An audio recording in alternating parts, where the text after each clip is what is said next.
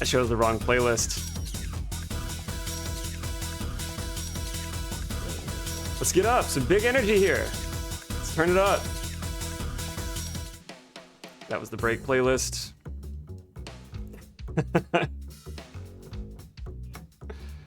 Shake loose that somber bullshit and throw down some EDM. I need more EDM at my funerals. EDM's mandatory at my funeral, by the way. Yeah, my great uncle would have hated that. But he's gone now, and it's about me. That's what I need.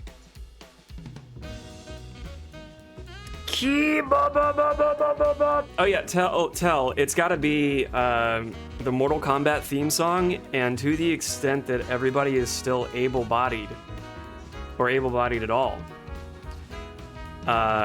roller skating to the Mortal Kombat theme song, just to take them back, you know, and bring them together. Is the idea.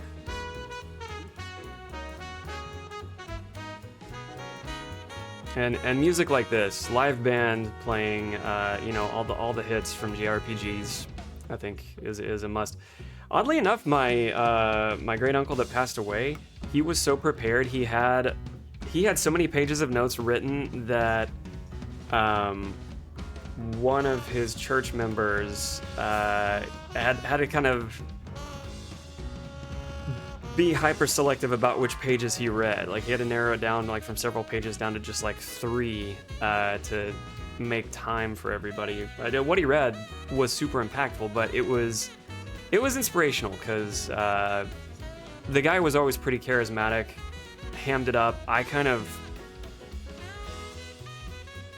took a liking to him. I took a shine to him in many respects. But even that, even knowing he had handwritten notes that he wrote years ago when his wife had passed away, just to be better prepared for everybody else, and then have something read in his words versus like anybody else trying to use their own internal machinations and their own perspective of, well, here's what I think he would want said. Here's what I think brother would want said. You don't have to worry about that. You don't have to muck around with those imaginations because you have it there. You have it available to you. It was really nice.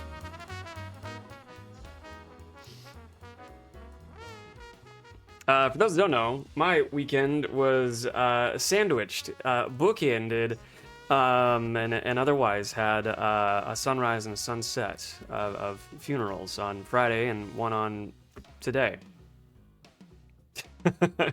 to prepare for. It was a lot. So one of the personal losses was not, you know, a direct immediate family member. It was one of my best friends who was also one of my groomsmen. Lost his father to Alzheimer's, which was diagnosed about 6-7 years ago, and they kind of watched the progression hit in. Favorably, he was well resourced enough such that he had access to a lot of caregivers around the clock, and arguably a lot of care that helped kind of improve the rate of progression and maybe mitigate some of the more severe aspects. It also helps that, you know, we had friends who work in healthcare and know the field, and my friend's own wife is a social worker, so she knows that world too.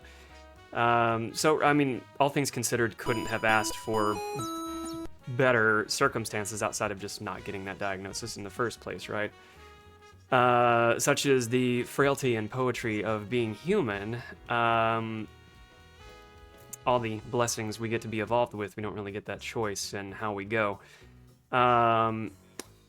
Bright side of things, there are a lot. I mean, there's an abundance of research in neurology as it relates to any form of dementia, Alzheimer's being a form of dementia, and which there are 5-6 others.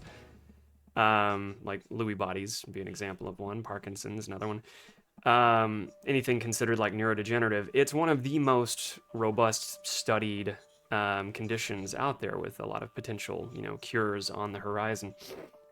So that's out there. But yeah, it was like the day we found out about that, a couple days went by, and as we're planning for that, and I'm taking off work, I think it was the day of the memorial service, not the the day of the visitation, not the memorial service. Those were 2 different days. I get a call from my dad. Hey, guess what? Your great uncle passed away. Not totally foreseeable, but also not out of the realm of expectations because he was 91. But even at 91, he survived needing, I think it was a double bypass when I was, so I'm 40 now. He had a double bypass when I was 13, somewhere around that time. So take that to present day, like he's gone on pretty well. But story we were told, the yarn we were spun, is that he went out on his morning walk, came back from his morning walk, sat down, and passed away from a cardiac-related event. And he was living with his daughter at the time. So as I mentioned, his spouse had passed away several years ago. I say several, 5 years ago, maybe less than. And, you know, that kind of losing a long-term partner, somebody he was married to for 40 years, maybe more. He was reportedly pretty despondent and a super spiritual guy. I mean, Southern Baptist through and through, and some of the other aspects that are not super comfortable to discuss. For those who don't know, the most branches of Southern Baptists were the official church of the KKK years ago, and just deep-seated Bible Belt racism baked into that. So yeah, worth acknowledging. Outside of that, he was a parishioner in the church. You know, he and his wife lived in the town where they could be very active in their community and kind of pillars of it. He was into real estate, so of course, in his own community, everybody just knew him from that outside of being active in his church, and so known from multiple realms. But he had a few years gone by without his wife, someone that he'd come to expect, greeting and bidding farewell to the day with. After she passed, he moved in with one of his daughters who also lived in the same town, and yeah, just it sounded like enough time had gone by where he was, it sounded like he was ready. With, wavering vacillation of how one could be prepared to die. Not to bring the room down, just sharing, kind of what was reported to us earlier today. So that we had my great uncle's service today, which was a couple of hours east of me. You're doing amazing, sweetie. Thank you. Traffic conditions were such that it only took me 2 hours to get out there and about 3.5 to get back. So that was fun. And you know how it goes with funerals when you attend those. You run into family that you haven't seen, and so some that you will only see at those events, and the sort of like platitude-driven conversations of, hey, we need to get together again ahead of, circumstances like this, and you won't, but that's what people say. A few people, I would, like my dad's brother, for example. All night long. All night long. All night. Which is what we played as he was put into the ground. It was wild, but that's just kind of how my family is. But made it back here. So, as I mentioned, weekend bookended by funerals, but I had a lot of kind of rewarding volunteer activity this weekend. So No Kings was Saturday. I hope any one of you who had a curiosity to attend No Kings in your city were able to and did. If not, I get it. If that's your day to, kind of recalibrate, collect your spoons, your 9-to-5 full-time gig, you're already operating in service of others, and maybe crowds just aren't your thing, right? I get it, so I don't... no shade thrown for those who did not attend a protest, but if your curiosity was at all excited and you did attend, good on you. Let me know about it if it was your first time. Were you encouraged to go back? I tabled, meaning volunteered with my local Democratic Socialists of America chapter to kind of do some crowd work and ask people their, how far left is you? You're probably further left than you think you is. And get some signatures for people to at least attend their first DSA 101. So nothing's like committing them to join DSA, right? It's just to sit down, attend like a webinar from some of the, I don't know, leadership's a funny word, but people who are much better equipped to kind of educate on all things DSA 101. and then invite them to become, dues-paying members, or if there's any domains of expertise they have that they wish to share in more of their volunteer work, like for committees, political action committees, not political action committees, investing their time in political committees or any kind of campaigns, or say marketing is their thing and graphic design is also their thing. They can help create art for, bringing community awareness to the cause. So all that going on, and it was about 6 hours out of my Saturday. I think it was over 1,000 people turned out in Fort Worth. So for those who don't know, I'm in the big city of Fort Worth, Texas, and from what I saw, the last numbers were over 1,000 people. It's hard to gauge when you're in the thick of it, like what the crowd size really is. It seemed like more, to the extent that one can say it seemed like more, like thousands more. But we marched, I was working the table, working the crowd, and then of course ahead of the march there's like a main stage where anybody running for like local city governance is campaigning. They'll take the stage, and then other orgs in the city, they're usually like non-for-profit type orgs, will kind of take the stage and speak to their allegiances and why we're doing things. And so a number of causes to address right outside of No Kings. No Kings is just kind of a big tent idea for everything that you'd probably expect to be against if you are a pro-social sap like myself. So, of course, the basics, like wanting a system that works for everybody and a system that is more equitable, off-ramps from the pangs of capitalism, but, more recently, heightened awareness to the war of choice in Iran. And prior to that, the ongoing slaughter of innocent civilians in Palestine. Anything that, we can bring some top-of-mind awareness to, and then, invite others in, to help them realize how helpful it is to bond in community and organize and have a place of belongingness, because that sort of activity is a significant, and there's evidence to support this, antidote for despair and that sort of anxiety that if someone is, and this is an easy tendency to get into, reinforce that avoidance cycle of what anxiety wants you to do and avoid. It helps kind of break out of that through a lot of beneficial social mechanisms by having an in-group to belong to. And then not only that, an in-group to belong to that is making actionable progress to invite others in to do the same. But what we learned later was the biggest day of protest that we've been able to quantify so far. Millions of people. One-Eyed Nerdy, welcome in. I say big city, I mean, it's... I say that haphazardly. It's nothing to sneeze at.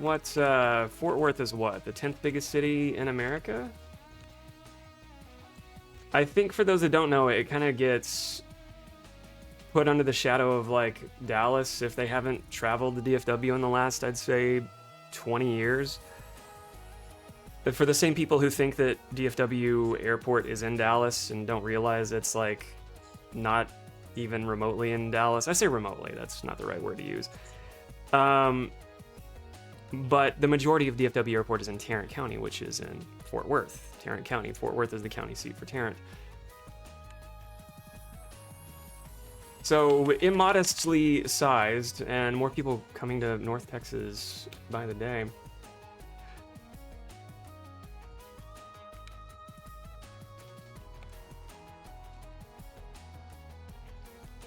Only joke because I'm in Houston, and that's like what, the third or fourth largest city.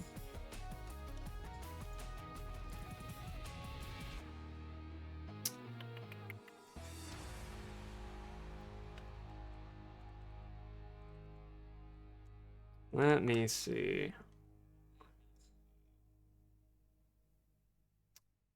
Often ranked among the nation's fastest growing large cities, it has surpassed Austin in size. That's right, Austin, the capital of Texas, Fort Worth, has surpassed, trailing only Houston, San Antonio, and Dallas by population. Depending on what source you're looking at, the 11th or 12th largest city nationally, and the 4th largest city in Texas. Not that I give a shit, because I could easily live in the rural burbs and be organized there. But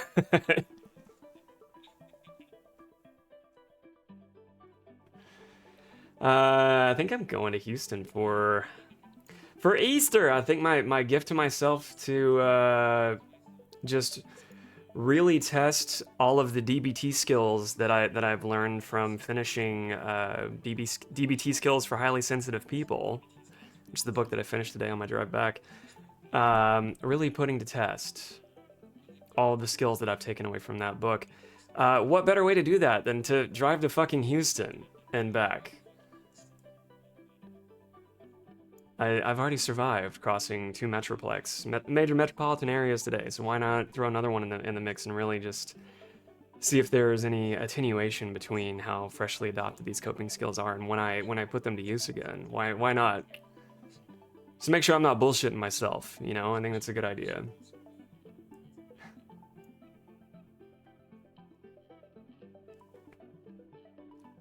Fort Worth gets shoved aside like St. Paul with Minneapolis, right? Twin cities, but each their own.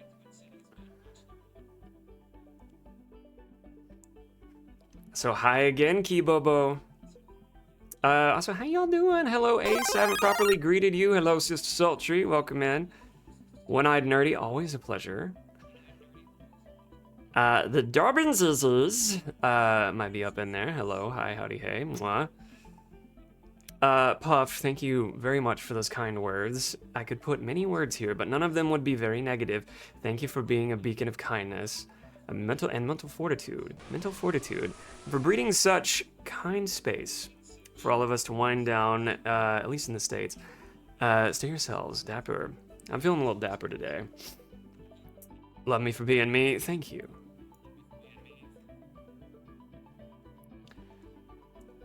I'll take it. Gush. Gush on me. I can take it. I don't even need a bib. Just gush on me.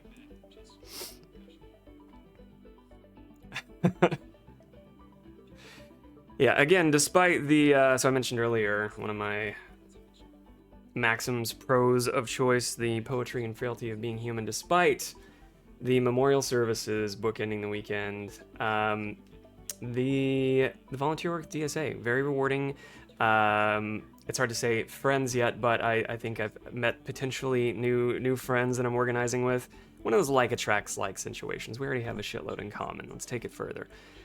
If nothing else, at a minimum, inspired to show up with them again. You know, other No Kings protests are planned. Funny thing about those is how well organized those are. They're sort of invitations, they're formal, you know, petitions are honored so that it's safe to do the marches and everything else. The police are on board, and so they're not really precipitated with the risk of getting violent, which is the one thing that I noticed a pattern of media coverage almost expecting.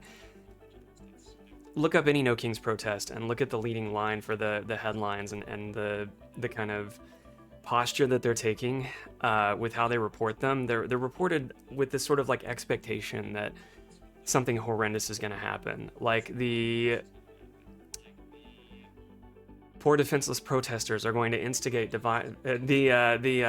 protesters are going to instigate violence against the poor defenseless state police force, you know, marching around, and it's just not widely the case. Like, and then they'll look for examples to set of, oh no, there was a modest amount of violence in, say, like LA, and try to use that as a precedent set for like every other protest. Which, if you actually attend one, you know they're quite civil, and people like myself are there to kind of like keep an eye out for any bad actor and usher them out and encourage others not to take the bait. If someone is there deliberately to antagonize, or they're under false pretenses, things like that. Such that these No Kings protests, you know, I think any criticism of them that could come up is that, you know, they're nice, polite, tidy protests. They're not just like, hey, we're taking off work tomorrow, we're taking to the streets, we're out of here. It's something much more formalized. But that's about as far as a complaint as one could take it, because anybody out there now has an invitation to organize and be connected to their community in a way that they don't really get outside of, say, like a Facebook group and a haha react and maybe some of the other bubbles that they might normally be isolated towards. And I'm not speaking directly to us, but maybe some of like the boomer crowd, or just kind of your middle of the road liberal who doesn't get a lot of exposure to pockets of people that they only hear about online, like say the DSA group, or just queer people marching, or any other minority group that they would claim to want to protect, but again, not really interact with. Concentrated dose of all of that in one space. I think it does more good than harm, outside of some wavering criticism of them being nice, tidy, polite protests. There's much more opposition and preparedness and organizing that occurs from them and blossoms from activities like that. That, from my understanding, the current MAGA institution tends to reinforce and promote ideas of, the old school, like, rugged individualism versus collectivism. Would not be too keen to know that we're doing that.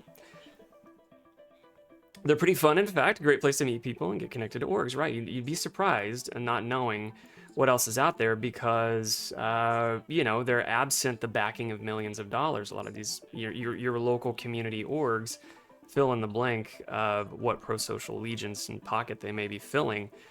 You may have not heard of prior to attending one of those groups because they're absent millions of dollars for marketing and anything else they could do outside of just propping up a folding table and a handful of people out there inviting you to ask them questions.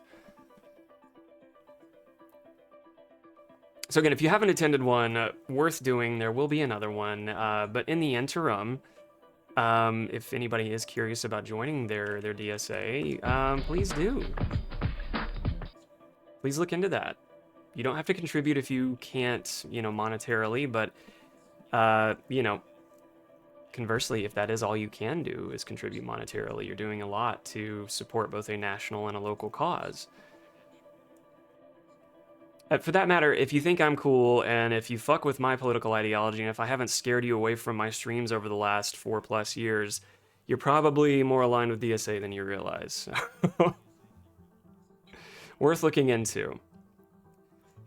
If you don't want the DNC to recreate the exact same problems in supporting candidates that resulted in getting us to where we are today, if you don't want to see them recreate that by nominating somebody like Gavin fucking Newsom, now's a perfect time to get involved and usher them towards candidates like AOC.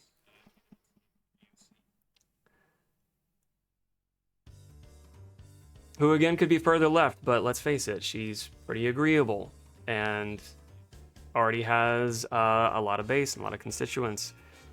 She's not exactly the new kid on the block anymore,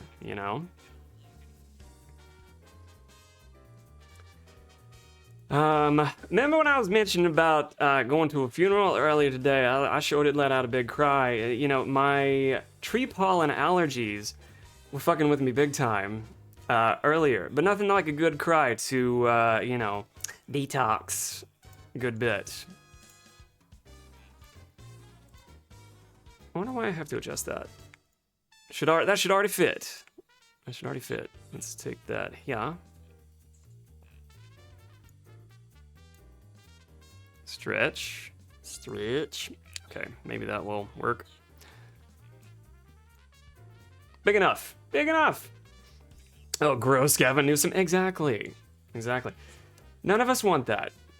Or him. I mean, how is it not a deal breaker? For those who don't know, Gavin Newsom's doing podcast with like fucking Ben Shapiro of all people. That should be that should kibosh the whole idea of wasting any other monies or fostering conversations about propping him up as this messiah of the Democratic Party. It just curb the whole notion that you need some person to appeal to the other side. It's not a means of progressivism. He ain't it.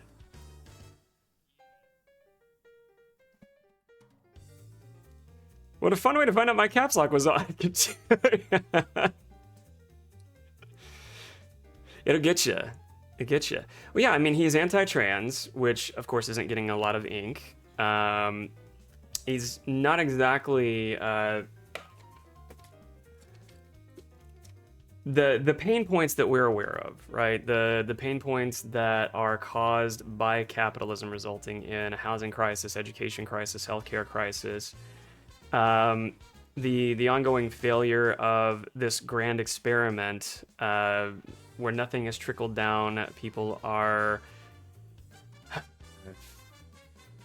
in a prolonged way, in a protracted way, the working class being the tool of exploitation over years, and the biggest cases for being one paycheck away from being homeless, not being able to return to school or go to school, not being able to finance their own healthcare, or choosing rent over their healthcare, things like that.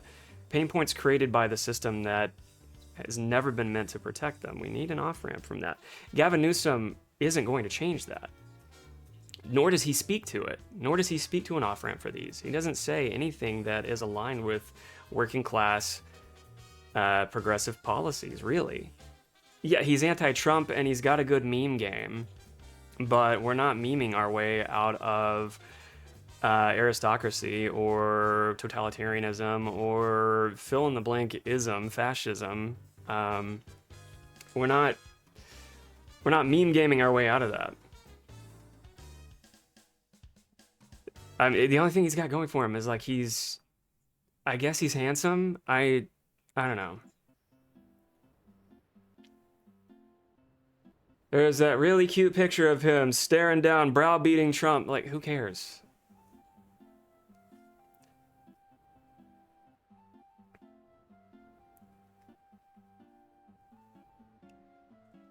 Example, though, if anybody needs an example of the DNC being convinced that they can go further left, if you want to recall back when Kamala was running, which, bad idea in the first place.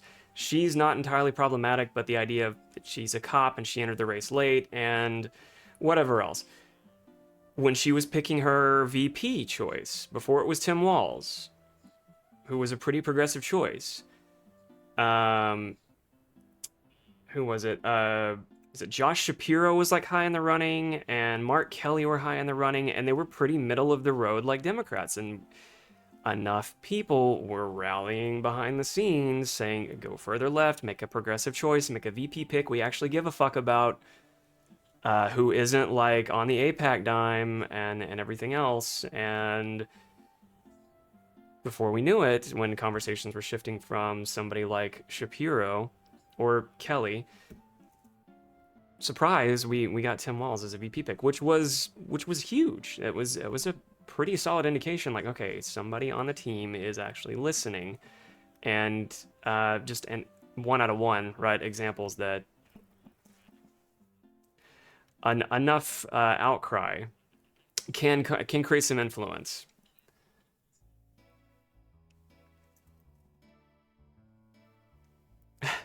I am handsome. Would that make me a good fit for fixing the government? No, Newsom has to go. Well, it's like the the cognitive fallacy. Just because you're tall, you're what? You're gonna be good at basketball? You're over 6 feet, you can ball? I know plenty of clumsy motherfuckers who are over 6 feet. Can't ball. I'm not dunking on them, but I'm not playing them.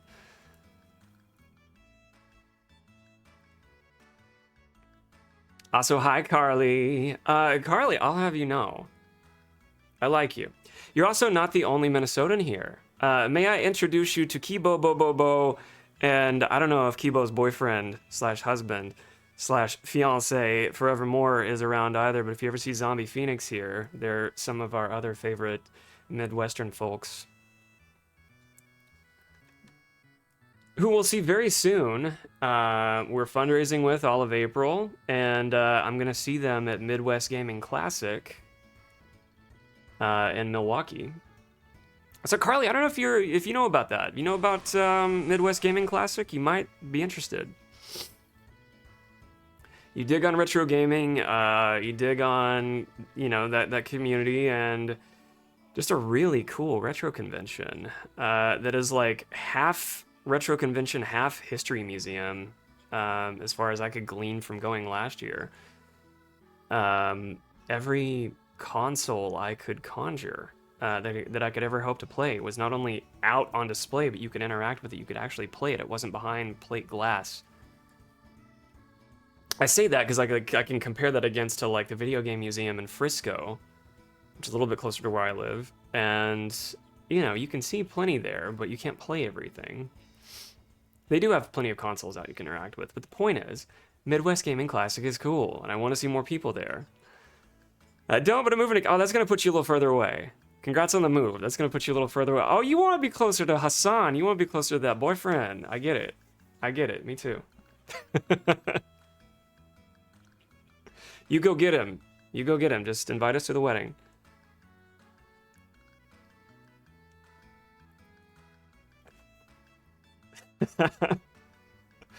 Hello, Jessica. Welcome in.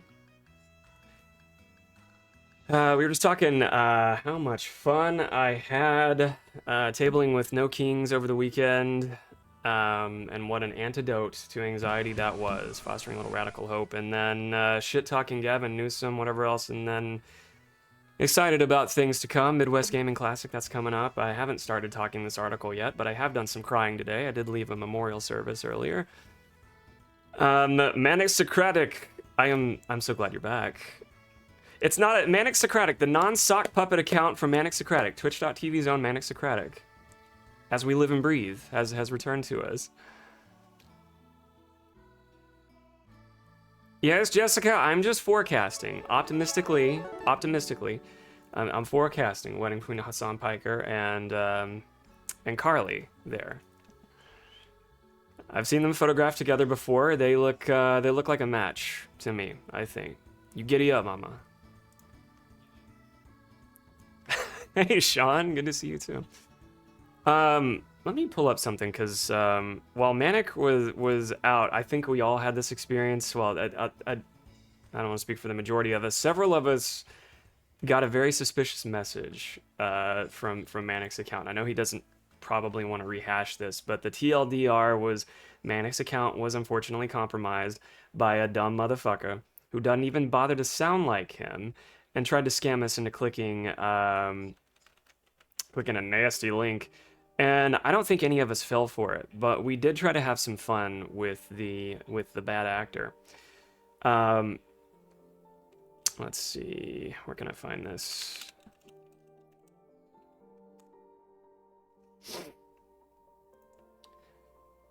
So, like, one comic came to mind as we were talking about. I was lurking on somebody's stream recently, and they were talking about, maybe it was Zombies. Had to have been Zombies' last stream.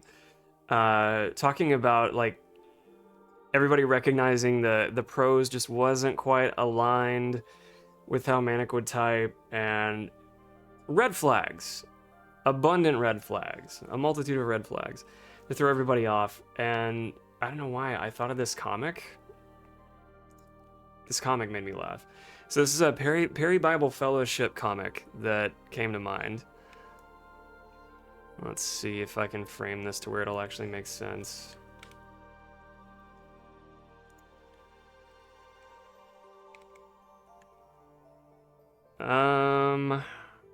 Maybe I can. We'll stretch this out. And will it let me... I don't know how much room I need here. I'll just put it over my face.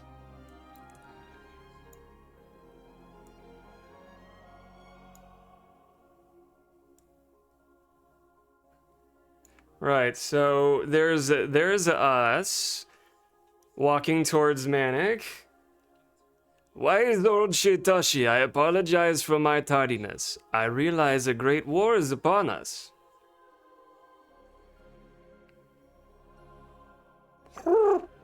You are not Shitashi.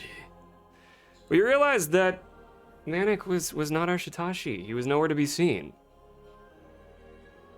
And we were sad. to be without our great samurai. Yeah. At least that was, I don't know, tantamount to my experience. We did not have our wise old Shitashi. We had some shitbird. Hi, Helen. And then he got his account back. And we're better for it. She was a fairy. Hello, chef. Welcome in. The attacker tried to splinter us, but in the end up circling the wagons. It right? We were prepared. We were prepared. Ain't got to get ready if you is ready. Born with piss jammies on. Jessica, I don't know if we've sussed their identity yet, but we may have. We may not be like to hear from them again anytime soon if we're fortunate.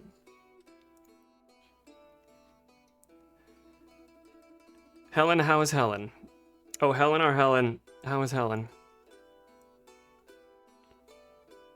All right, I'm gonna zoom this back in to the correct crop. Although I am past due for a sip of brown mamas.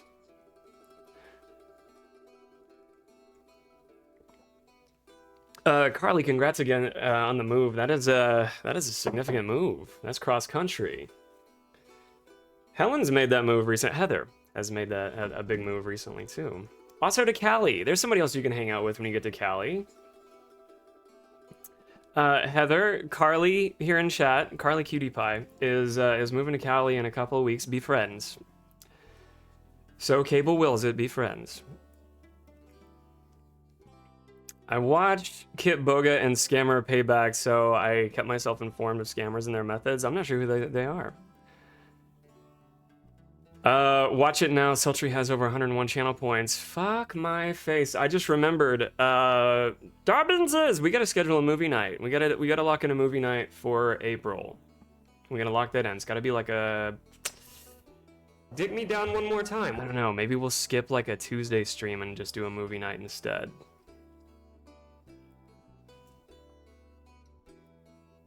Because I think at this point, every other night, somebody we care about is live, and I can't very well watch a movie over them. Wouldn't feel right. Does crying actually make you feel better? Yes. New psychology research shows it deepens, and it depends on a key factor.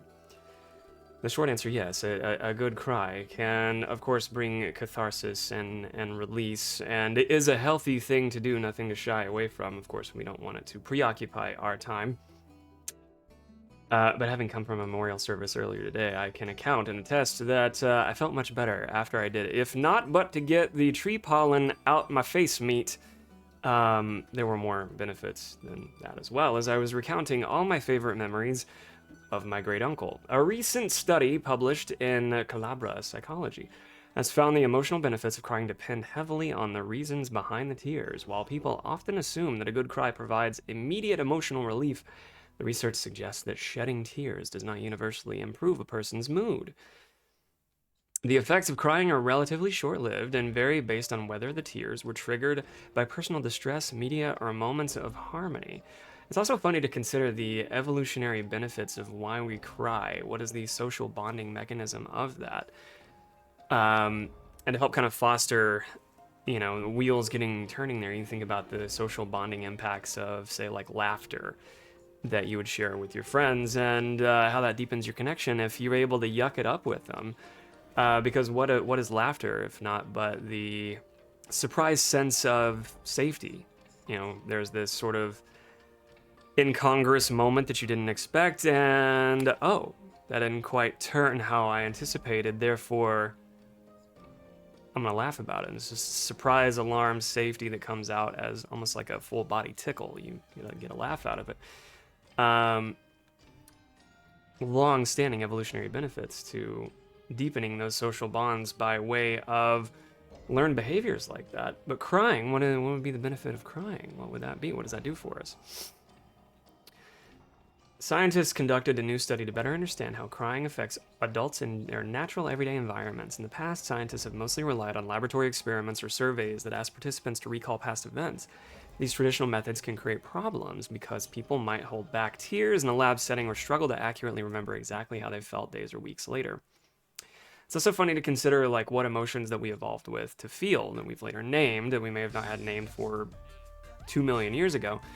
But emotions like happiness that are very transient, meaning short-lived, and emotions like sadness or despair that feel like they can be stretched out like taffy. And some of that has to do with our negativity bias because we evolved to recall negative experiences more than we evolved to latch on to happier moments because our ability to recall negative outcomes prolongs our survival.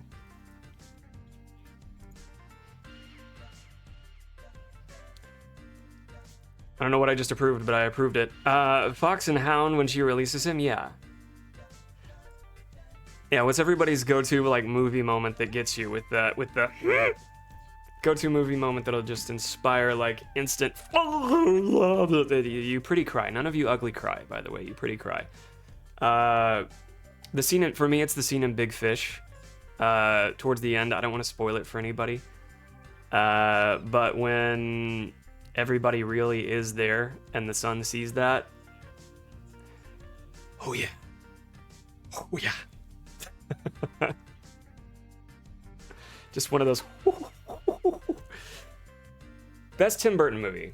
I don't love a lot of Tim Burton in the way that I think true I don't know, fans would, but that one I enjoy quite a bit. The end of Ghost, yeah. Unrelated remake of Fox and Hound and make it people instead of dog and make it gay and love story, yes. All story beats that are needed. Tinkerbell, Legend of the Never Beasts. You gotta go there sometimes, you know? Pull back the velvet curtain and just, what a sucker punch, Heather, my god. So many moments in Ghost of Tsushima. I've not played it. Yeah, I guess it doesn't have to be a movie, but any media. Final Fantasy X, ending in 10. That'll get you. That'll jump up and bit you. Did we love on Sean yet? I certainly meant to. I cry when Liv Tyler says, if you want him, come and get him. Yeah, and then she gives him a river bath.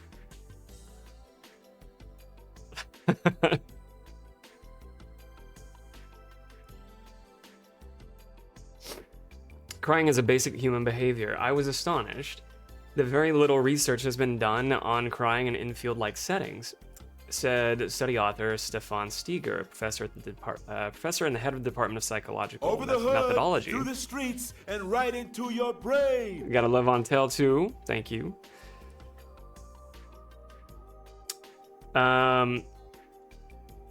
Crying is a basic human behavior. I was astonished that very little research has been done on it in field-like settings. Scientists wanted to track emotions as how they unfolded in real time. They sought to measure exactly how long it takes for a person's mood to change after crying.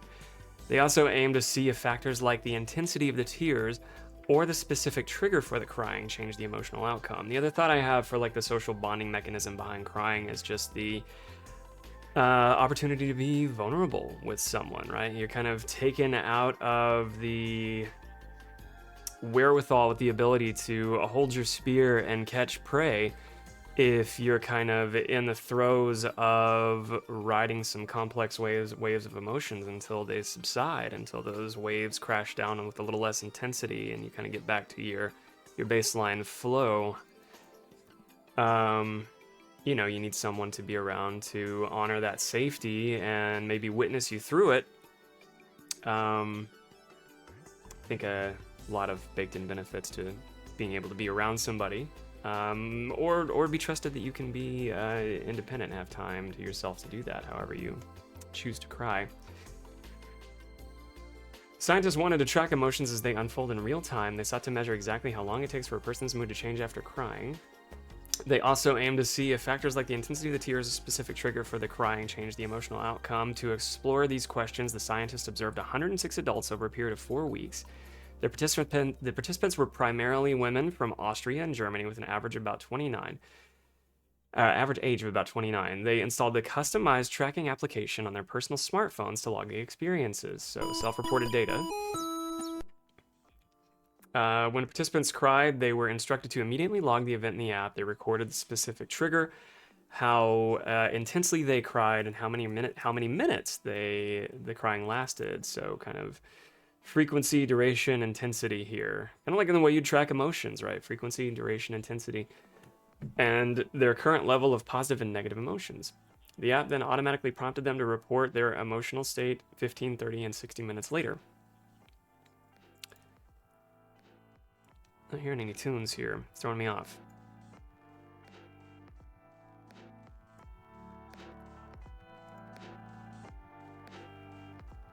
So in those intervals, 15, 30, and 60 minutes later, to recall what had come up for them. To ensure they did not miss any tears, the researchers also asked participants to complete an end-of-day survey. The daily survey captured any crying episodes the person might have forgotten to log earlier. It also measured the overall emotional state for the day, which allowed the scientists to establish a baseline of how each person usually felt on days without any tears. What we don't see is if it's taking into account like the time of year, if it's like the holidays. This can be especially hard for persons who are experiencing like grief and loss. First Christmas without fill in the blank, whatever else. You never know any given time of year outside of holidays when it's going to be the anniversary of something that could be a rough moment to re-experience for somebody. The scientists found that emotional crying is a very common human behavior. Nearly 87% of the participants cried at least once, averaging about 5 crying episodes over the 4-week period. In total, participants reported 315 immediate crying events and an additional 300 previously forgotten events in their evening surveys. Women tend to cry more than men. Women tend to cry more than men. Boo stigma, boo. Men, it's good to cry, I promise. And it don't make you less manly. Gender is also a performance, so just cry. The women in the survey averaged nearly 6 crying episodes over the month, while men averaged just under 3. Women also cried for longer periods, with greater intensity than the male participants. The reasons for the crying varied between men and women. Women were more likely to cry because of loneliness and personal disputes with loved ones. Men tended to cry in response to feelings of helplessness or reaction to media, such as watching a sad movie. Are men more likely to cry because of a sad movie? Is that what gets us? Is that our excuse?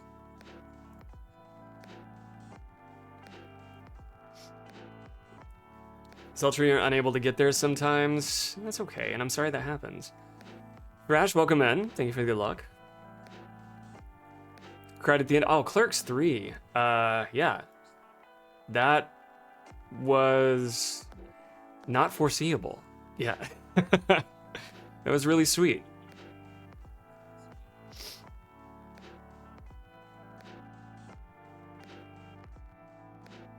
They really went for the some well-earned. Kevin Smith surprised me there. He went for some really well-earned I guess it'd be pathos. For a couple of years, I physically couldn't do it either. It was due to a med I was on, actually. I hate that was a side effect.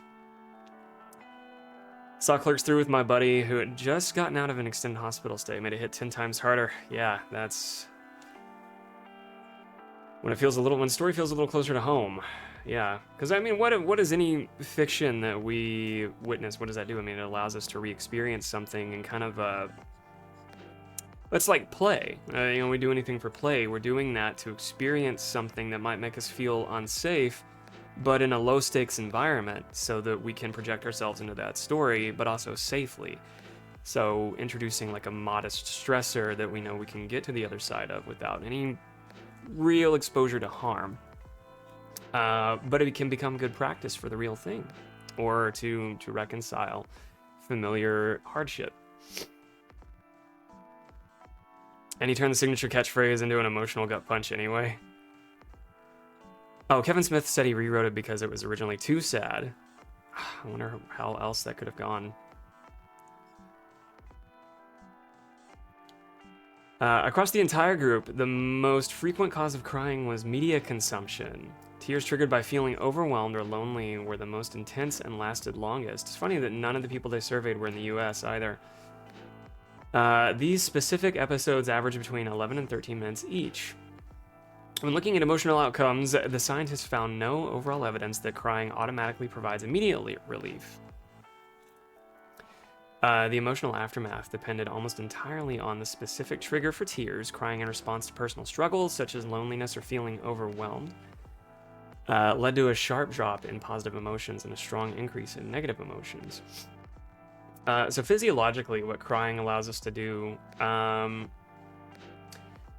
getting us out of a state of prolonged fight or flight, can kind of help us shift into another episode outside of just having, your tear ducts well up. Of course, it's going to change how you breathe and everything else that comes with it.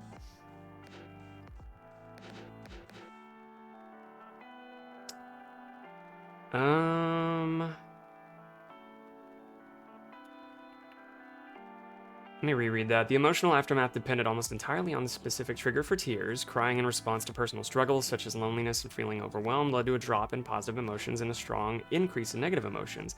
These negative feelings lingered for quite a while. For individuals who cried from feeling overwhelmed, their positive emotions remained significantly lower than normal a full hour later.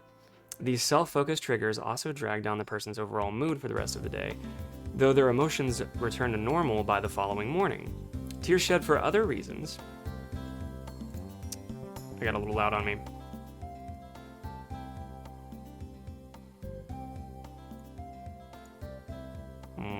Tears shed for other reasons showed very different patterns. Crying over media content caused an initial drop in both positive and negative emotions over the next hour. Negative emotions continued to decrease, suggesting that crying in a movie might actually help soothe the person. Oh, is that down enough or should I take it more? It's gotta be my desktop audio. Maybe not just the player. Let's take that down. We'll try it there. Is that better? Okay, thank you. Tears of Harmony? Sounds like I'm not even gonna say it's a good cover band name. That's just a solid band name. Tears of Harmony. Such as crying synthwave. Total synthwave. I'm on board. Little witch house in there. Tears of Harmony. Such as crying when someone does something kind did not immediately change a person's emotional state. About 15 minutes later, participants experienced a strong drop in negative emotions. Finally, crying from a sense of helplessness caused a quick drop in positive emotions, but the participants recovered to their normal emotional baseline within 15 minutes. Tears of Harmony featuring Cinderblock on tour this fall. While the study provides detailed insights into human emotion, there are potential misinterpretations and limitations to keep in mind because the study relied entirely on self-reporting. Participants might have inaccurately judged their own emotions, which is we're at the mercy of with a lot of self-reported data for flaws in self-perception without another rater present. They might also have still forgotten to report some short or minor crying episodes. I got a couple of other articles to get through.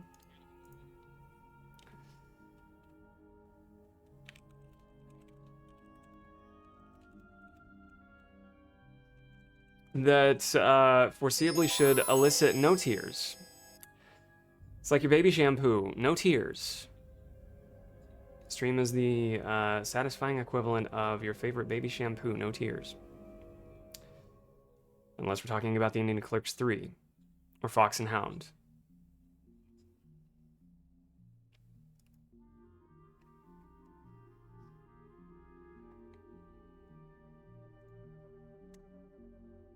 Yeah, crying reduces cortisol levels, which, if you're paying attention to the, if you're paying attention to, like, say, misinformation, cortisol can get a bad rap. Cortisol is a necessary hormone that we use for, like, sleep regulation, but it's also associated with mood and elevated levels of that, and like inflammation increase with, say, like the longer we're sedentary, and associated with like depressive episodes and that sort of thing. But it serves, like so many other hormones in our body, it serves multiple functions in regulating our overall selves and sleep-wake cycle especially. A lot of endorphins are released when we cry. So oxytocin is our social bonding chemical. Oxytocin gets released when we cry. And what the study, I'm surprised, didn't get into, the relief felt after a good cry can help us also sleep.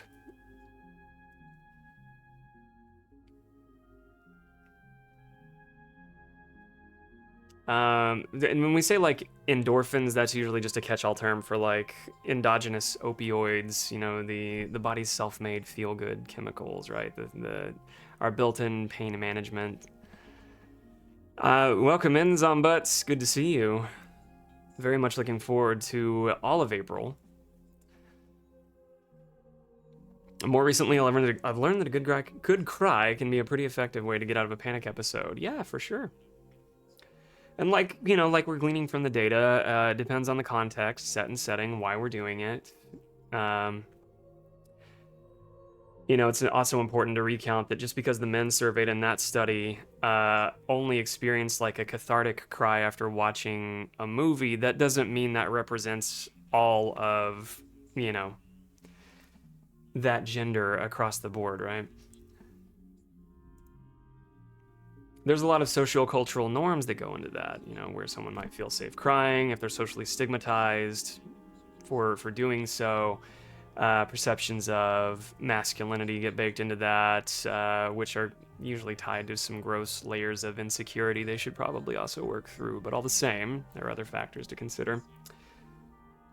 Other articles to get into. I've got one on the psychological difference between playing video games to relax and playing to win.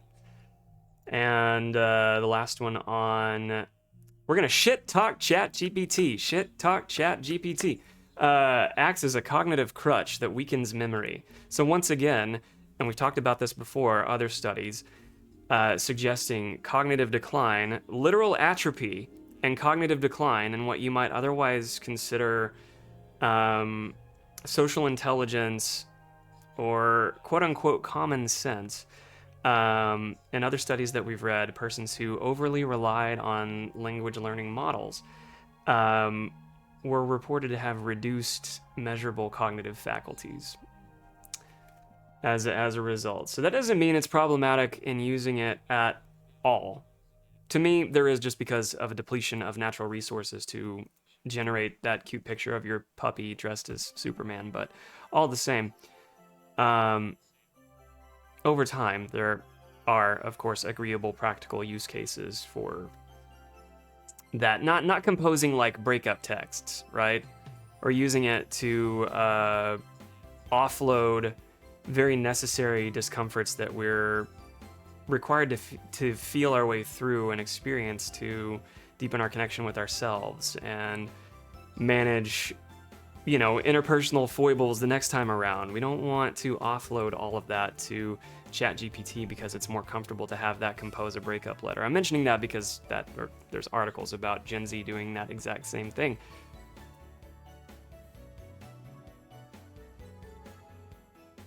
Critico, welcome back. Old man Sid is only 32. God, where does that put me on the geriatric scale in JRPGs? I don't know if I want to know. Yeah, I do.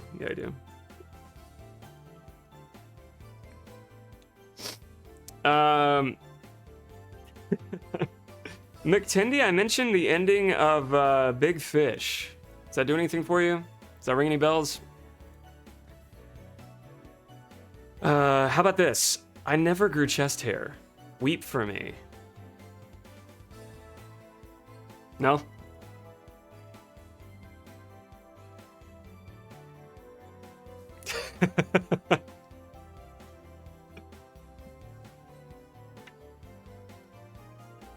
Anytime I can find it, video game research will be discussed. big on that psychological difference between playing video games to relax, playing to win. Video games offer adults a popular way to connect and unwind, but the specific reasons people pick up a controller can alter how they experience stress and life satisfaction. So we talk about play quite a bit here, and play is a necessary component to our learning and autobiographical memory and short-term memory. In many ways, we play for the same reasons that we sleep. Our brains literally heal and form better memories, and overall kind of recalibrate when we're playing. And one of the ways we play with ourselves and others is through video games. It's just one of those things that we've learned to do over the last 60 years. We've always played. Humans have always played. As far as like social bonding goes and how we form in groups, there's a lot of evolutionary theory that goes into the rhyme, reason, rationale why we play. Some of those theories have, break into other facets and conversations around different types of biases, like conformity bias, where we pay attention to like in-group behavior and may accommodate ourselves to, homogenized behaviors within that in-group so that we can belong to them.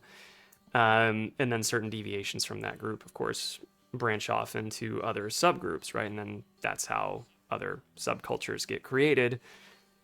Like nerd culture that we all belong to. Point being, play. We should all be seeking it. And if we're here, we tend to probably be fond of video games as a form of play. And what we've talked about here plenty is video games as a tool for like a digital therapeutic. And of course, there are some games that are used in research and in clinical therapeutic settings. Like Minecraft is used as as a therapeutic intervention, but it doesn't stand alone. There's also tabletop RPGs like D&D that are used in formal therapy settings too, as is something like Pokemon, perhaps not surprisingly.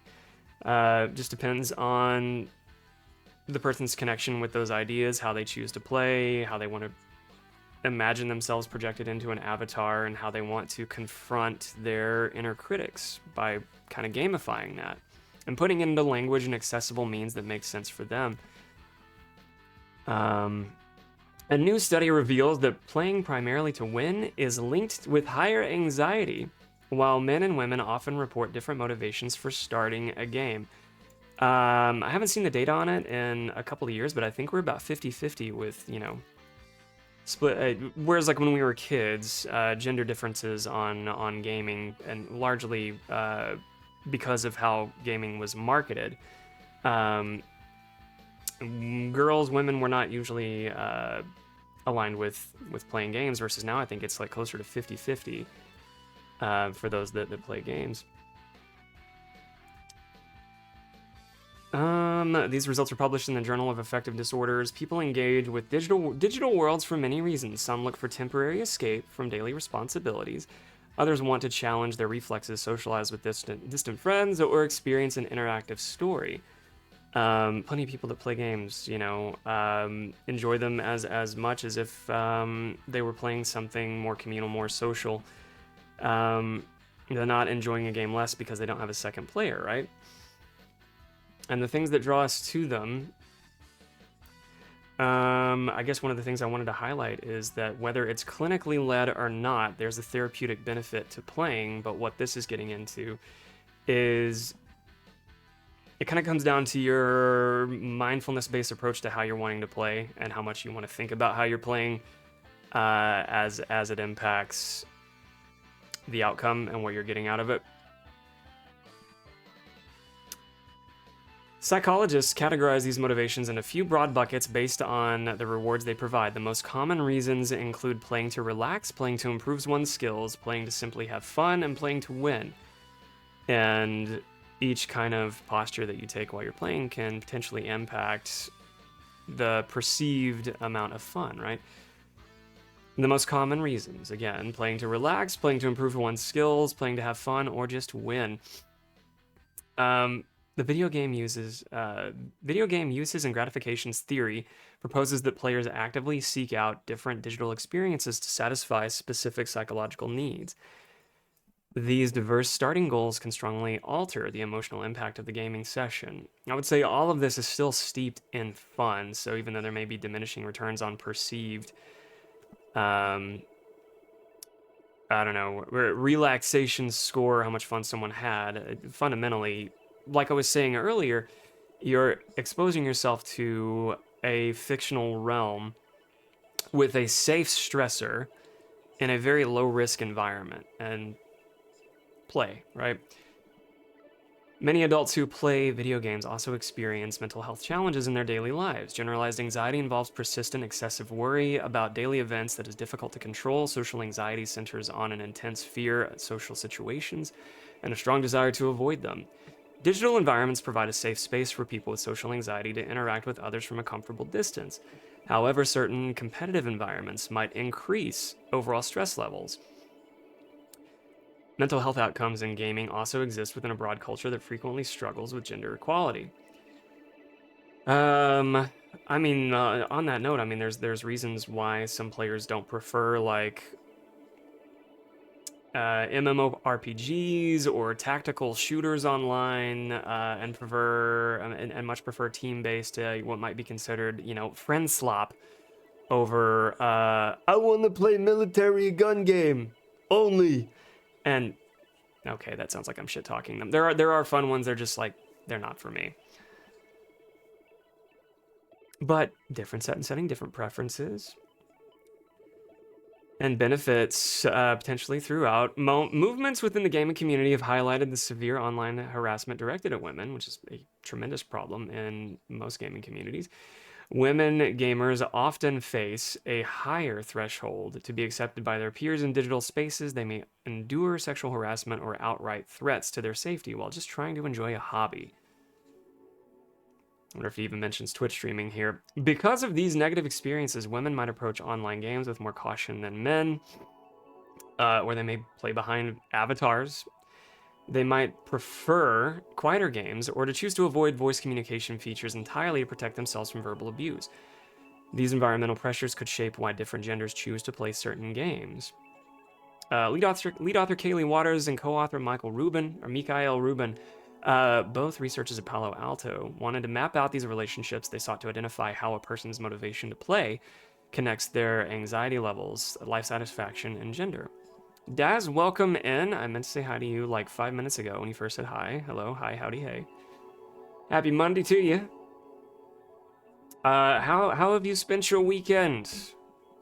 Always good to see you.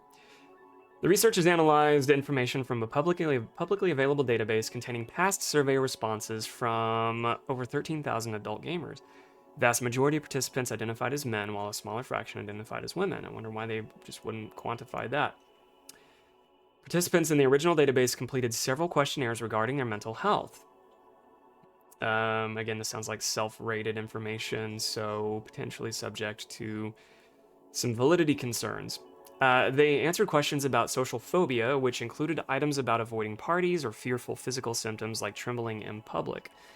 Often is the case with anxiety, we feel it physically, like in our chest is common and kind of doubling over, like the body's trying to protect its internal organs, where you feel that kind of doubling over. That's usually where anxiety is present. But it also affects our breath and, wherever we may hold tension. Also worth bringing awareness to, because the moment you do that, you're using mindfulness practices and you can more easily kind of walk that back. Most participants in the dataset primarily play the League of Legends. Gabby, where you at? This title is a hugely popular online multiplayer game where 2 teams of 5 players compete to destroy the opposing team's base. League of Legends is broadly known for its intensely competitive ranking system. Because players are assigned a rank based on their win and loss record, the pressure to perform is constant. Mistakes made by one player can cost the entire team the match. The dynamic frequently leads to frustration, anger, and verbal abuse in the game's text chat. The lead researchers here, authors in the study, used a statistical technique called network analysis. This method acts like a map of a city's traffic grid, showing how a traffic jam on one street affects the flow on all surrounding streets. By controlling all other variables at once, the researchers could isolate specific relationships between gaming hours and mental health. This approach revealed a web of connections that traditional analysis methods might miss. They created separate mathematical networks for players motivated by fun, relaxation, improvement, and winning. The data showed that playing to win created a distinct psychological pattern compared to the other three motivations. While people played to relax, have fun. When people played to relax, have fun, or improve, avoiding social situations was strongly linked to playing more hours. I'm going to read that one more time. When people played to relax, have fun, or improve, avoiding social situations was strongly linked to playing more hours. Suppose that's when what I would call therapeutic escapism could be at risk of becoming problematic, but it isn't always. The pattern suggests that recreational players might use video games as a substitute for real-world social interactions. I don't know that that's broadly the case, but I can understand why you would want to consider that. If it's something running the risk of, being like a problematic, use disorder, right? If they feel nervous about face-to-face gatherings, they can log more hours online to fulfill their social needs safely. But there's also data to support that online interactions, and this even relates to like telehealth therapy. Data supports, the measurable outcomes are about the same and sometimes better for those who prefer that. For those who prefer that type of safe social interaction that doesn't require driving to a bar or someone's house across town or whatever else. But that also doesn't suggest that we don't forevermore need IRL interpersonal meetings. Over time, we absolutely do. The dynamic changed completely for those who played primarily to win. In the win-motivated group, players did not show the same strong link between avoiding real-world social events and excessive gaming. Instead, higher levels of generalized anxiety in the competitive group were associated with playing fewer hours. Does that mean they want more? The researchers suspect that the pressure to perform well and the fear of negative evaluation from teammates might drive anxious players away from the game entirely. Would love to hear from the fighting game community on this one. Survey them. The study also found differences between men and women regarding their primary reasons for gaming. Women were more likely to report having fun or relaxing as their main motivation. Get it, girls. Men, on the other hand, more frequently stated that they played to improve their skills or to win. Men, let it go. The researchers note that women might lean towards relaxation and fun partly because of the hostile environments they often encounter in competitive game modes. Anxiety levels also differed across, I almost read that as dithered, across gender lines in the dataset. Women reported higher overall levels of generalized anxiety and social anxiety compared to men. Despite these differences, men and women reported similar levels of overall life satisfaction in their survey responses. The researchers did find that higher generalized anxiety predicted lower life satisfaction for all players, which makes me wonder what other needs aren't being met there, biopsychosocially, right? This held true regardless of the participants' original reason for booting up the game. This finding demonstrates the pervasive negative impact that chronic worry has on a person's perceived quality of life. Well, that's the other thing, too. Whatever you're doing to enjoy your free time, or just simply stating whenever you're going to enjoy time for play to recalibrate. If the same stressors exist outside of it that you're facing that kind of exacerbate your depression or anxiety, such that it's resulting in thoughts of excessive worry and hopelessness and loss of pleasure in other activities and reduction in like daily living activities habitually, then that is suggestive of a problem worth seeking help for. And I hope that if that rings familiar for anybody, I hope help is available to you. Resources always available here if you need them. If it's a crisis, of course, 988 is a good place to start. The research team highlighted a few limitations in their work. The data set contained a massive imbalance in gender, with nearly 13,000 men and okay, we do get the numbers. Nearly 13,000 men and only about 700 women. This large gap limits the strength of conclusions regarding gender differences in gaming. Future studies will need to intentionally recruit more women to ensure balanced comparison. The results are also heavily influenced by the specific culture of League of Legends because This particular game is famously competitive and frequently toxic. The findings may not apply to other types of digital entertainment. Other gaming communities, such as those centered around cooperative building games or single-player puzzle games, might show entirely different emotional patterns.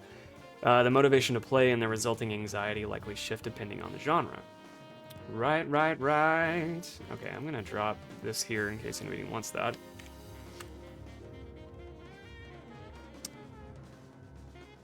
Dad's so common that it makes me sick. I grew with mostly sisters, older ones and a younger one, and they are your world. Just thinking about the harassment online, sending you into a rage. Congrats on you for, even wanting to take on a protective role. And, if any of them are gamers, invite them to play. Do you play anything with them, for that matter? I don't play online games because of men and I am one, same. I say that, but when we do, it's like recently Deep Rock Galactic and Peak and... what else have we played? Other things. Repo. The things we're not usually, impaling each other.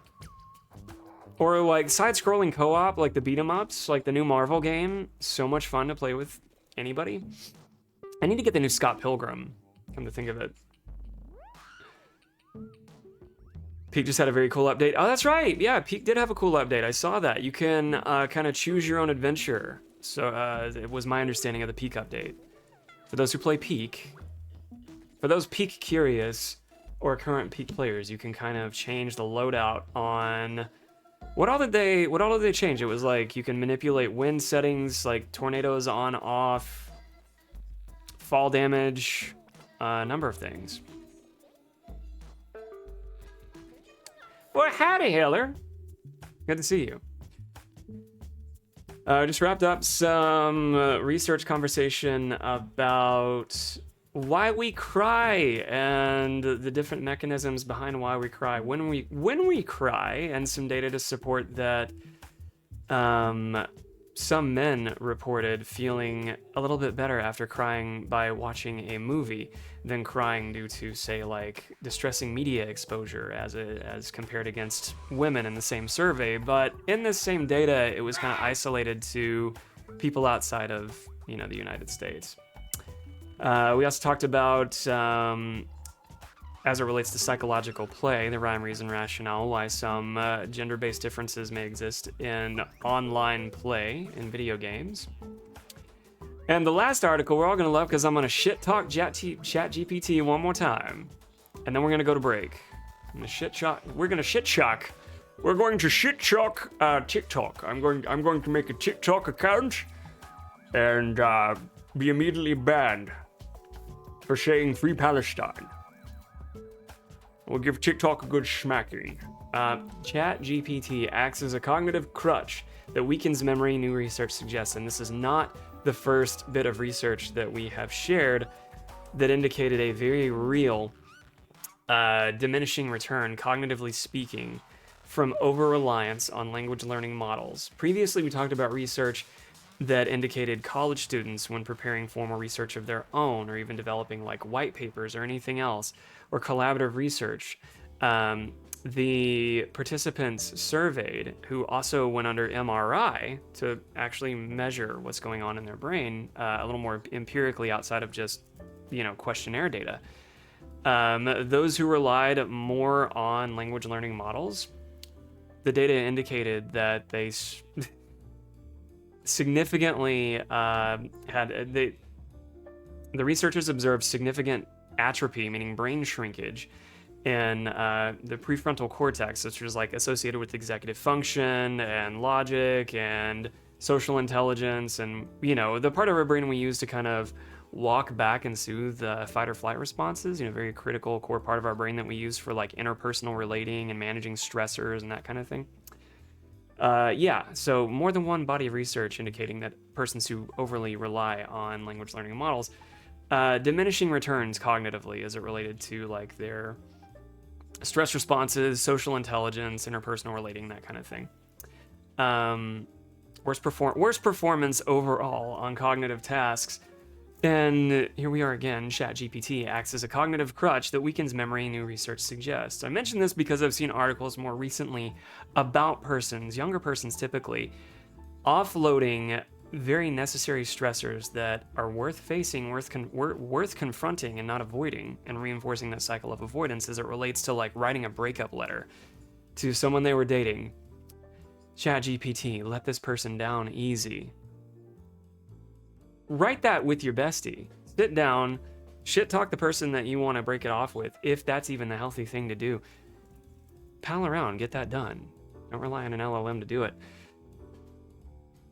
Zombie, my work jerks off with AI and it's a damn shame. I hate that. Even my company's adopting it in certain spaces too, which I don't love. And fortunately, I don't have to interact with that part of it yet. It seems like it would be an HR issue. Yeah, I mean, it depends on the content they're creating.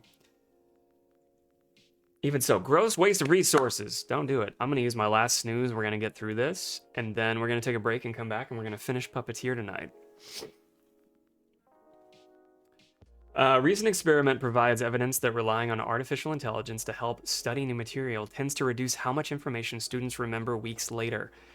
The findings suggest that while these tools can speed up initial learning, they might actually weaken the deep mental processing required to store knowledge over the long term, which would be more in like the hippocampus, you know, parts of the brain that develop before we get to that nice, pretty executive functioning part of the brain. The study was published in the journal Social Sciences Humanities Open. Generative artificial intelligence refers to computer programs capable of creating text, images, or other media in response to user prompts. These systems can answer complex questions, synthesize vast amounts of information, and write essays in seconds. Because of this convenience, millions of university students use these programs to assist with their coursework. Andre Andre, a professor in the business management course at Federal University in Rio de Janeiro, conducted a study to see how this technology affects memory. He wanted to test whether the ease of getting answers from a chatbot harms long-term learning. As a surprise to no one, it does. Again, as other research data supports, literal brain shrinkage, atrophy, and reduced synaptic networks associated with long-term memory that you would, again, find in like the hippocampus region. And emotional memory and autobiographical memory and all that good stuff.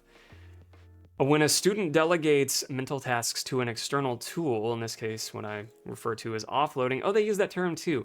Psychologists call it cognitive offloading. In the past, this meant using a calculator for math or a notebook or to remember grocery list, but none of us who had to use a calculator were measured under MRI, right? Generative AI platforms take this a step further by performing actual thinking, analyzing, and problem solving. Because even if we're using a scientific calculator, right, you still have to remember the formulas, you've got to plug it in right, good in, good out. What motivated me most were my own undergraduate students, Andre told PsyPost. I feel like there's been a growing loss of cognition and interest among students over the years. As I work with and teach AI, I understand the full potential of the tool and consider myself an enthusiast for the beneficial and responsible use of AI. Right, because it's not going anywhere. It's just a matter of taking the foot off the accelerator and adding in codes of ethics to its use and where, when. It's like medication, dosage, duration, frequency, set and setting. However, I begin to see risks for teenagers as their interest in reading decreases with each passing year.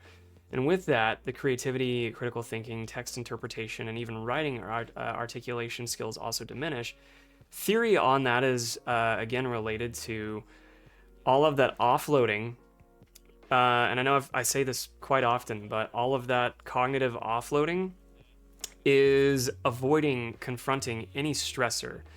And in this case, it would be a beneficial stressor for confronting like how you learn. And so someone who is accustomed to using like ChatGPT or any LLM to offload anything cognitive. When I say cognitive, it's just anything to do with thinking and processing your environment. If that same person is so accustomed to doing that, and that same person perceives any form of stress as distress, any form of stress as something more intense than they can emotionally reconcile and do anything with, then their go-to coping strategy is going to be to continue to offload that and then reinforce that mechanism, which is not going to set them up for success if there's a blackout and they need to interpersonally relate to somebody or communicate their needs or explore further. Lest them be at the mercy of very probably diminished aptitude to access an inventory of how they can verbalize their feelings, right? It's just none of this sets anybody up for success, but in this case, largely predominantly younger persons, those born after 2010 for that matter. Let's see. They grounded this research in the concept of desirable difficulties. The psychological principle suggests that learning actually improves when a student faces a certain amount of productive struggle, right? There is a necessary stress to really anything that we do, even play. Again, when we're talking about play is not devoid of stress. Even video games they're not devoid of stress as we would define it. There are problems to solve and adversities to overcome. We're just doing it in a very low risk environment. But even if you're playing with friends as kids with like your lightsabers, sword fighting, or wrestling, playing in the sandbox, whatever it is, you're playing and you may get a bruise, but as far as like long-term negative consequences, they don't really exist. It's a necessary component of playing, is a modest amount of stress and potential for actual harm is a possible outcome from that play, but it's just not as likely.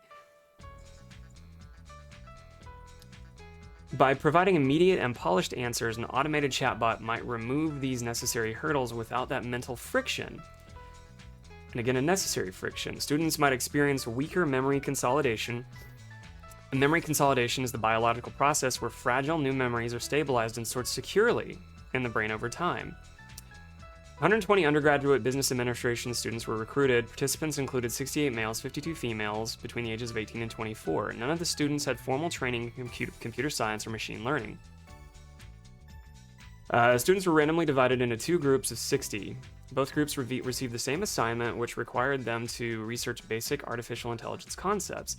Topics included ethics, societal impacts, and technical foundations. Task required students to spend up to 2 weeks researching their assigned topic and prepare a 10-minute presentation. First group was instructed to use specific AI chatbot known as the GPT study aid. They interacted freely with the program to explain concepts, generate examples, and structure the presentation. Second group used traditional study methods. Among those traditional study methods, these students were barred from using automated chatbots. Instead, they relied on course notes, academic databases, and standard internet search engines, much in the way probably most of us went through undergrad. Welcome back, Claire. I'll catch up to your comment in just a moment. After the initial research period, the participants delivered their presentations to a small group of their peers. The students then went about their normal academic lives for a month and a half. This delay allowed the researchers to test natural recovery, memory decay over a realistic academic time frame. 45 days after the initial study phase, the researchers surprised participants with a retention test. 85 students returned to take this 20-question multiple-choice exam. The test was specifically designed to measure how well the students understood the concepts rather than just ability to memorize definitions. The students who used traditional study methods performed better. On average, the traditional learners answered 68.5% of the questions correctly. In contrast, students who studied with the chatbot only answered 57.5% of the questions correctly. I wouldn't necessarily note that as significance, but it is a difference all the same. The negative impact of the chatbot was most pronounced when students were learning highly technical topics, while the software also impaired memory for far less technical topics such as ethics and society. The gap between the two groups was not as wide. This pattern suggests that productive struggle is especially important when mastering complex or socially difficult material, that's data we have an abundance on. Like learning in general and what modicum of stress is a necessary conduit for learning, there's data upon data for that to support the benefits of a modest amount of stress in a learning environment. But so too is there fun, right? It can't just be intensity. There's got to be some fun there. We learn better overall, like experientially. We learn better from experience more than we just do like information dumping on somebody and asking them to remember it rote and get it right later. Data supports that too. We learn better by just experiencing how we learn and modeling it, and kind of that see one, do one, teach one kind of model. And letting somebody try, letting somebody fail, and then it's okay to fail, and then improve upon that failure, and it's okay. Having playful environments to do that. Again, having a low risk, safe environment to practice, where again some risk is present, stress is present too. We're also having fun, all conducive factors to learning. I'll be excited to see more robust data presented as it relates to memory and use on just any kind of research related to cognition and memory and social learning, as the AI again isn't going anywhere. I'd always love to see more on that. But also safety regulations, implemented yesterday. Players skeptical when telephones came out. Everyone said we'd lose the ability to chat face to face, and the same for a lot of advanced. Well, the difference there is, telephones weren't immediately ubiquitous, right? It took quite a bit for infrastructure to be developed for landlines to then become accessible, much less have an operator to connect a call. And then over the years, they've becoming more of a household creature comfort, and less of, I need to go find a phone box or a phone booth. Now I've got a phone in my home. And then, 40, 50 years later, you have not only have a phone in your home, you have a cordless. And then beyond that, voice mailboxes and everything else. There was a gradual social adoption versus a flood of it in a very short amount of time. So there's a lot of data that you can look up as well as it relates to the rate of technology, smartphones especially, and social media as a correlate and a causation for exacerbation and onset of depression, anxiety, increased suicidality, and non-suicidal self-harm in boys and girls from just after about the onset or the advent of the front-facing camera. So we're looking around 2008, 9, 10, somewhere in that window forward. And then young persons, so under the age of 18, I'm basing this on, let's see.